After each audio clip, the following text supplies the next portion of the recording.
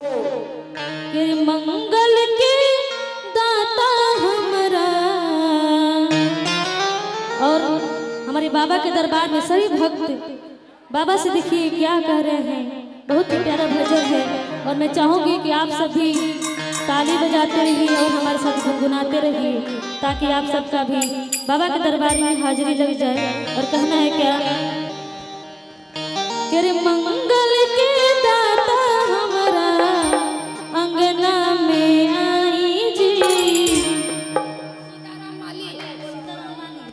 और ये देखिए बहुत ही सुंदर सा आशीर्वाद सीताराम माली, इनके तरफ से 200 रुपये का आशीर्वाद है।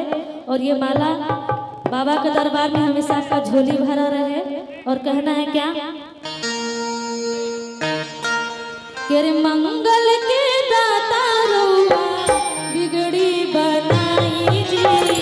मंगल के दाता रउआ बिगड़ी बनाई जी। गौरी के ललना हमरा, गौरी के ललना हमरा अंगना में आई जी। गौरी के ललना हमरा अंगना में आई जी।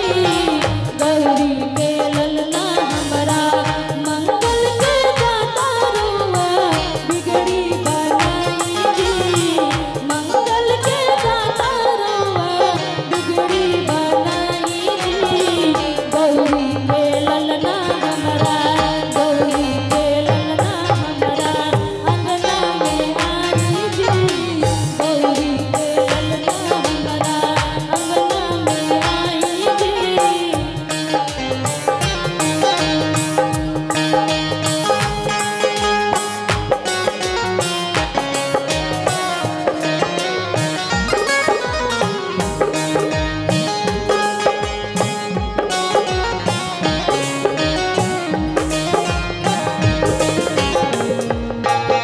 बोलिए प्रेम से सच्चे दरबार की।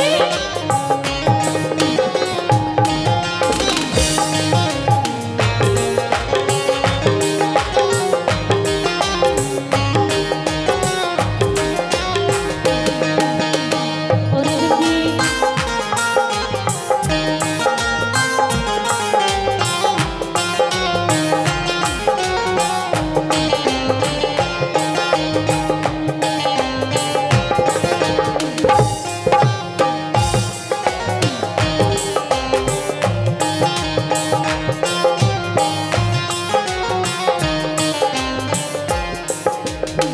और कोई भी शुभ कार्य करने से पहले, चाहे हमारे घर जागरण हो या कीर्तन या हमारे घर शादी विवाह का कार्यक्रम रखा जाता है, सबसे पहले हमारे श्री गणेश पूज्य महाराज जी का पूजन होता है। और देखिए आगे कहना है क्या, सब देवता में रउआ पहिले पूजाइले।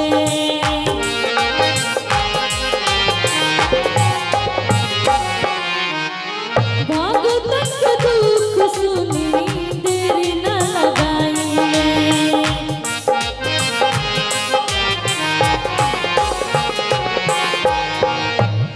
अगर कोई भी भक्त संकट में होते हैं और हमारे श्री कृष्ण भगवान के पुकारते हैं तो हर बिगड़े काम को संवारते हैं, बनाते हैं।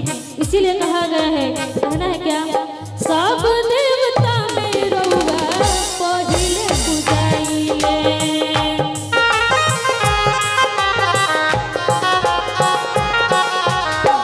भगतन के दुख सुनी देरी न लगाइले।